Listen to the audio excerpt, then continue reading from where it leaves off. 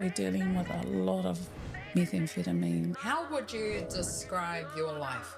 Chaos. Ah. Yeah. My head felt like it was getting cooked, and he's just full of rage and full of, you're on fire.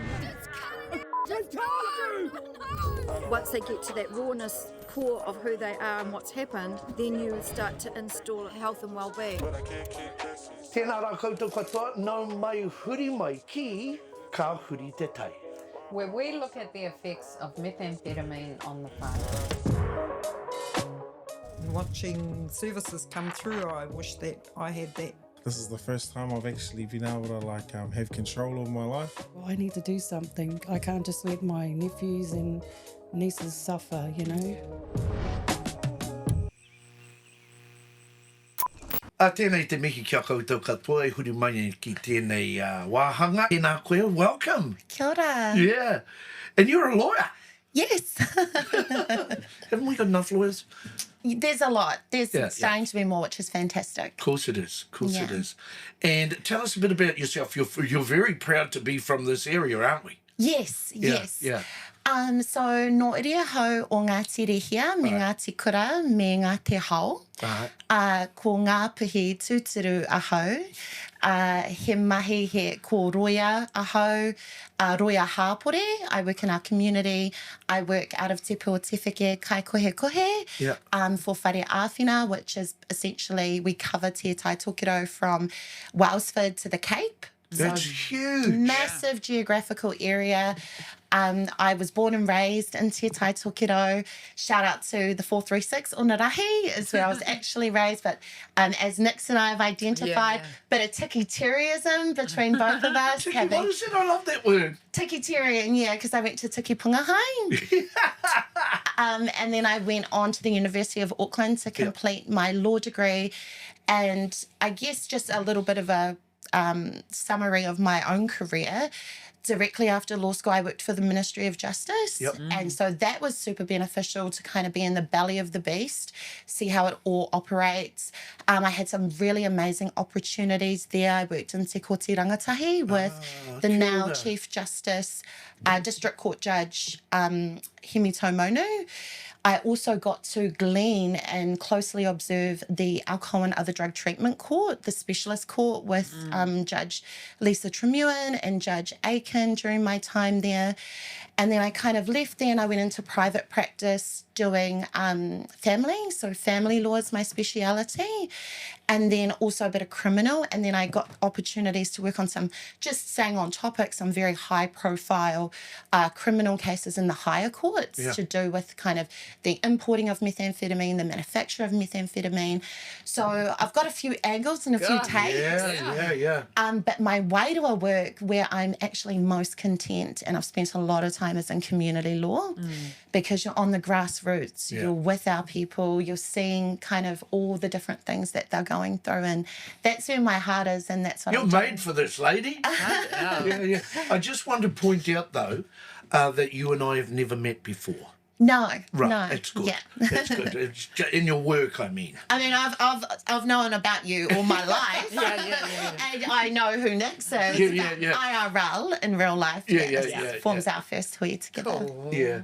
What's the sort of state of the nation out there through your lens with regard to P and you know, the criminal, effects, the legal effects of our whānau being locked up and processed and all the rest of it. So I've got a few takes on it. So I've worked with, obviously, offenders. I've worked with high-level offenders who are addicts that have been driven to kind of cook and manufacture and import and things like that.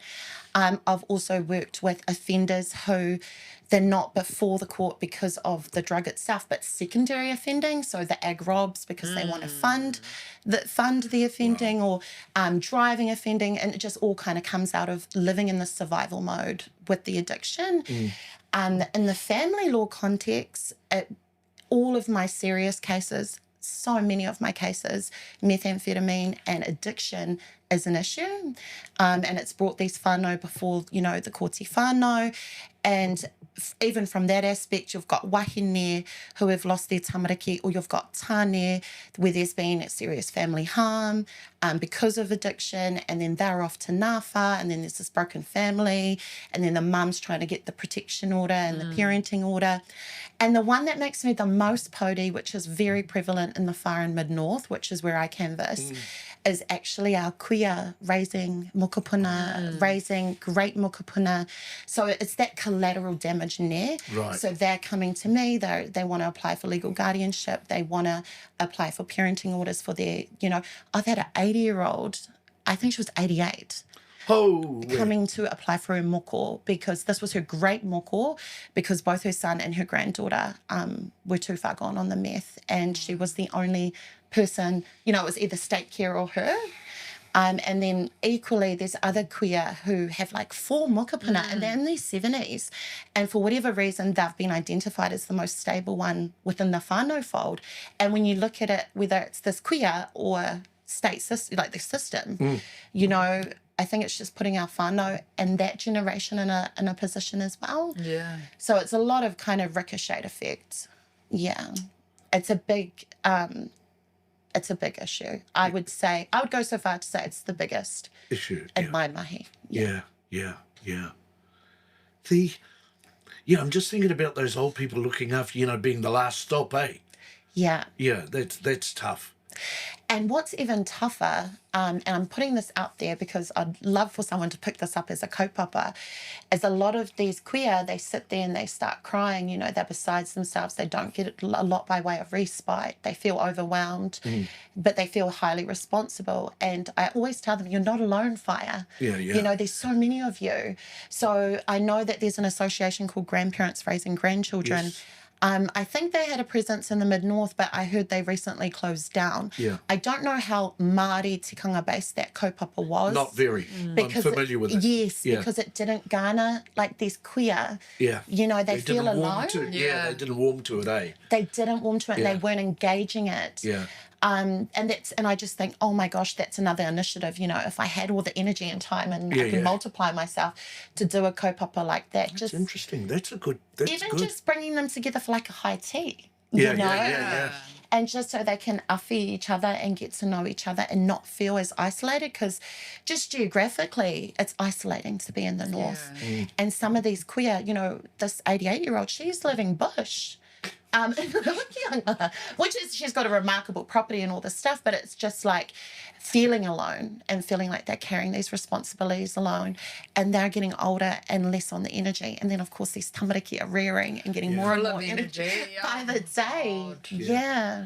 You've just triggered something because I'm familiar with grandparents raising grandchildren through other work that I do. And quite often those programs, all they need to be is translated, because the science is there, the facts. And when I mean translated, not into te reo, you can, but into relevance to our speak. So even the videos or the whatever, or the information that we give them, it shows a Māori face in a Māori environment. Eh? And a Māori lens. Yes, and a Māori lens. And a Māori venue, ideally. Totally, all of those things. Yeah, so you're right. Yeah, that's really cool. Yeah, I'll make a note of that. How are people being treated by the system? You know, when they go through the system. Oh gosh, this is can of worms kōrero. Look, I have 2 points of difference, one in Tāmaki and one in Kaikohe.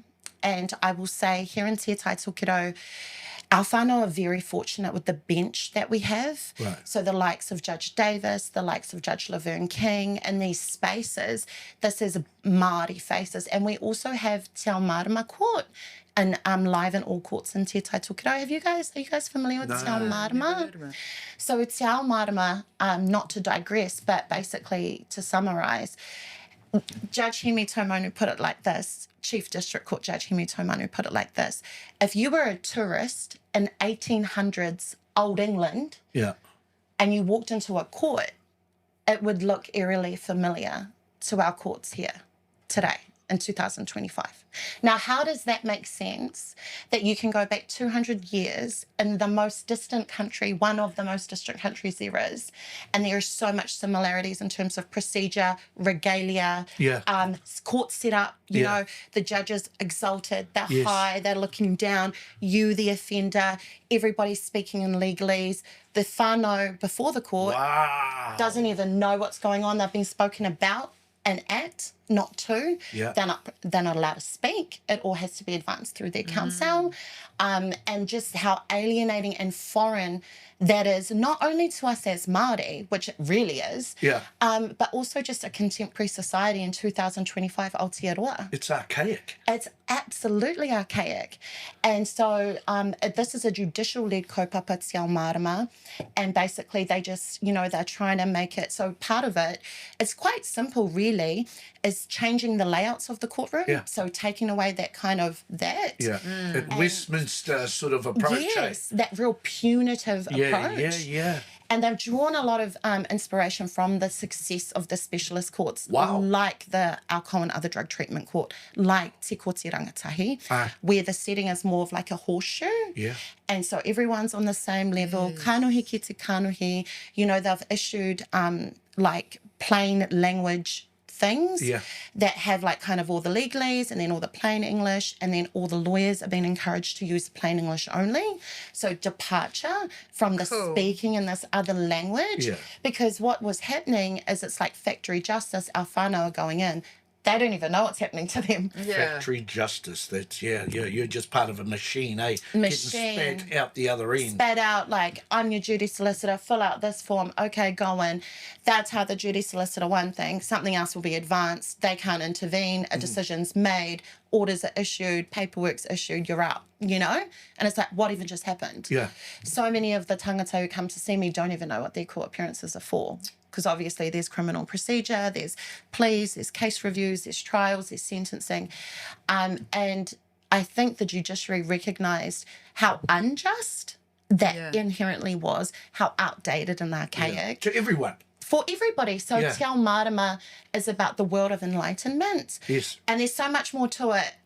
Potentially you guys should cover it, because I know Ngāpui Social Iwi Services have a big part in that now, as of quite recently, in terms of having advocacy in that space as well. So Te Tai Tokerau, because I think it's rolled out in like 9 courts throughout Aotearoa, but Te Tai Tokerau is the benefit of it's in all our courts. Live. Wow. And so that's, I've been waiting to hear for some good news on this kaupapa. So that's really good, eh? So people are actually treated with respect, with a level of aroha. You know, because there's still people out there, mate, forget that shit, these buggers have stuffed up, you know, don't do the crime, and you know, it's not that simple, eh?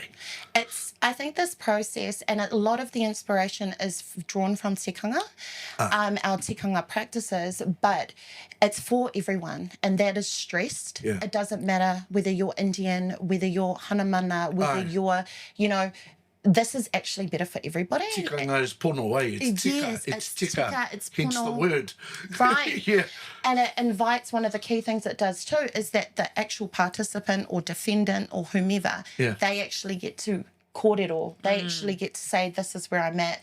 They can bring in programs, they're working with social workers, they're working with... Support people. It's all around them. And so we're really fortunate. I don't want to kind of... The system has its challenges, but I think the lens for me here in Te Tai Tokerau is that the system's kind of better and more empathetic than it's ever been. That's so good and to it's hear. More of a dignified process for those that are really willing to kind of come correct and, You know, if I was going through that system, right, and the initial archaic system we spoke about, and this system, the newer system that are looking after you within that, you know, stint journey, I would sort of feel I'd be more susceptible to sorting my shit out, basically.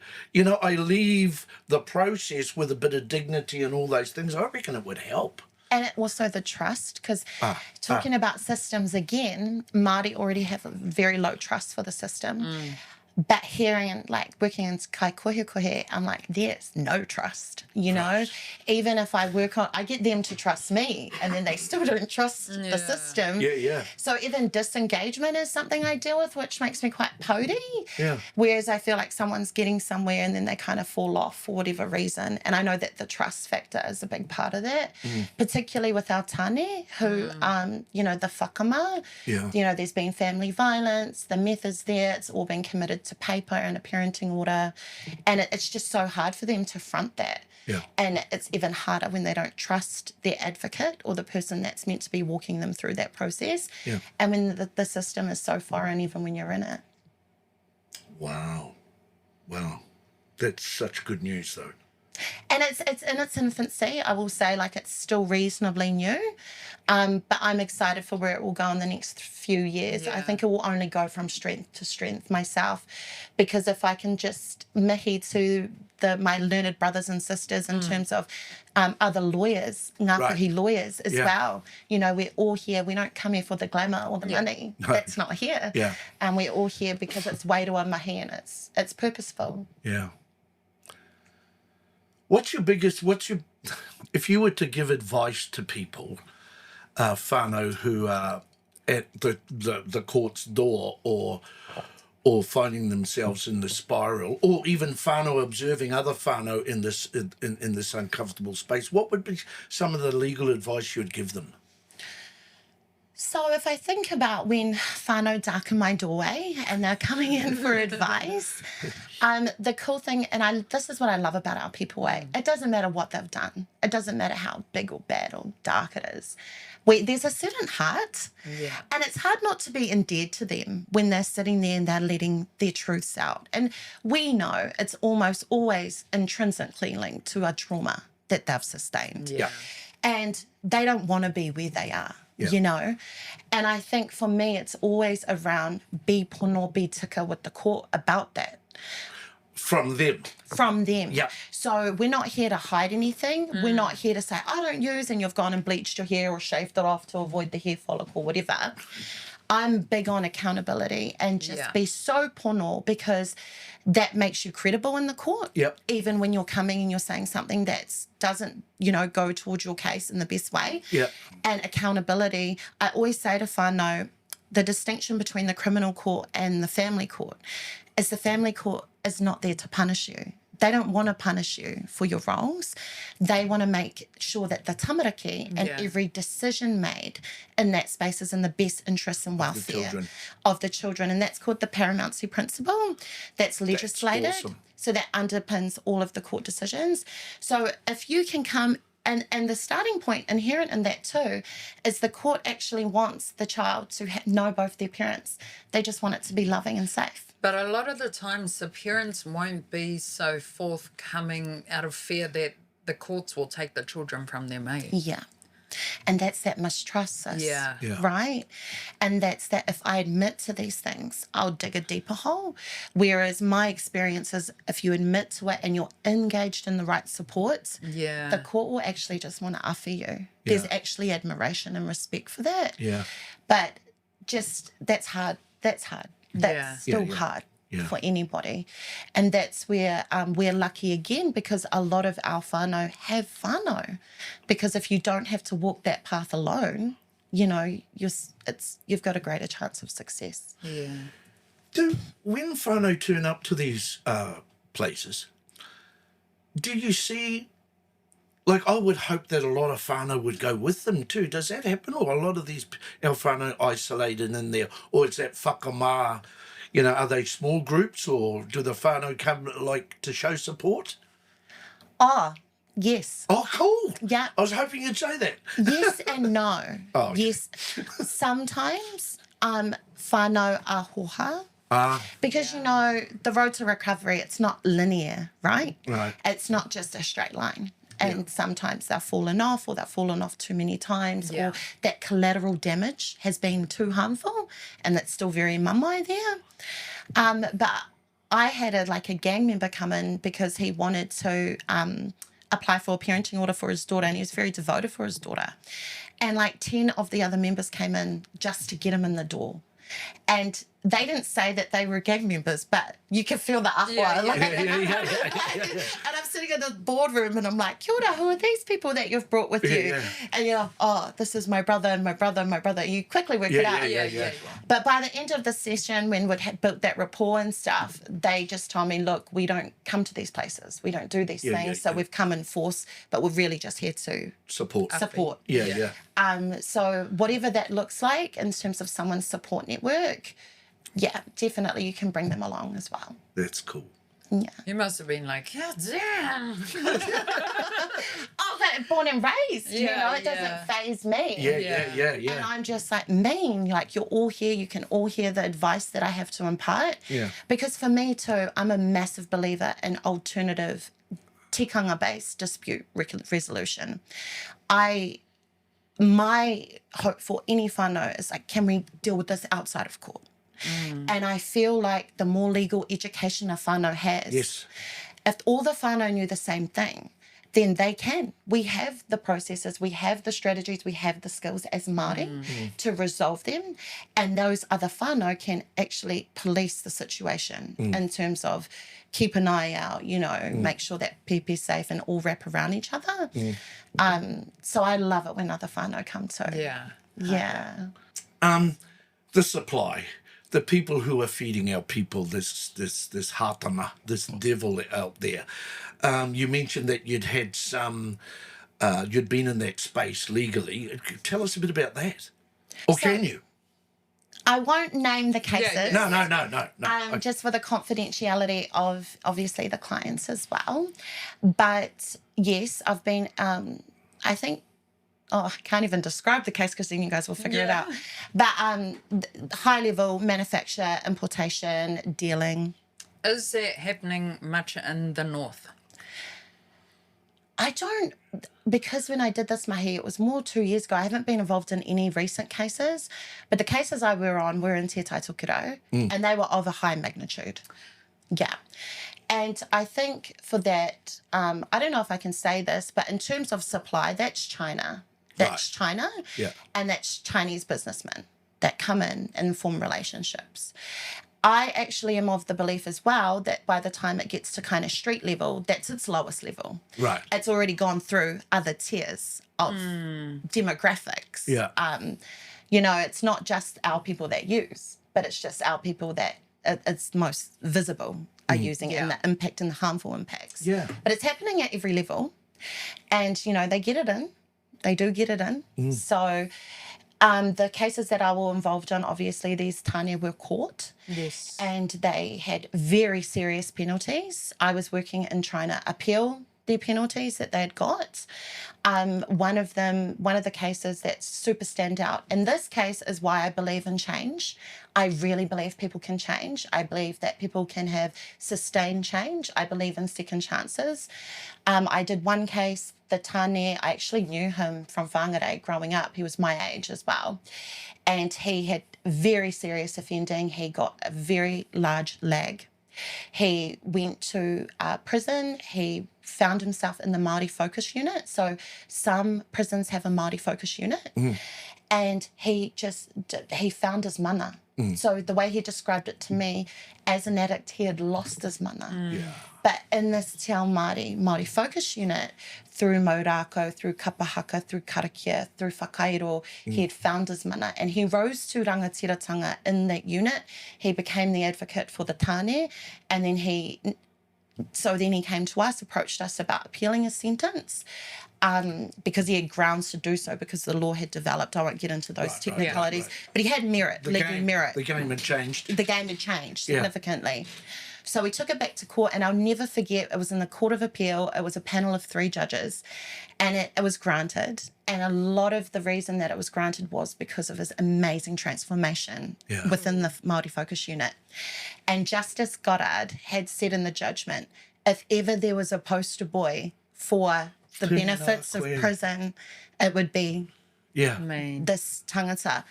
And now, that was a few years ago, I believe that he is just full on his tikanga journey. I think maybe even teaching. The other guy we got out, he had really found his mana through whakairo. And that taha wairua is such an important part of recovery. I say that so respectfully. Obviously, I haven't been through it, but that's my observation. And he's come out and he's open to gallery. So, and just helping other tania like himself. So there's just lots of incredible stories out there of change, no matter how serious it initially was as well. I got a but. Because I hate the word corrections, because you don't get corrected. But in this case, people have corrected their journey. But the difference is, ko te taha Māori's in there. That's the different ingredient. If it was the normal system, I don't know if that would have happened. And look, that's another, like, I have a dream, the sovereign state of Ngāpuhi. We run Ngāwha. You know, we run it. How we run it. Because I've seen the success of these tikanga-based, and I think that's coming. I actually think it's inevitable, because something's got to give. And that is the solution by Māori for Māori. Tēnā koe. Tēnā koe mō o whakaro rangatira, mō tō mōhio, mō tō kaha, mō tō aroha ki te tangata. Thank you so much. You're inspirational. Yes, it was such a pleasure to meet you. And you know, to all our whānau who are listening out there, we've got our own people like yourself who are in your corner and know you, and you can trust. You know, somebody you can trust. So again, ngā mihi kia koe, an absolute pleasure. Mauri ora, kia ora. Thank you.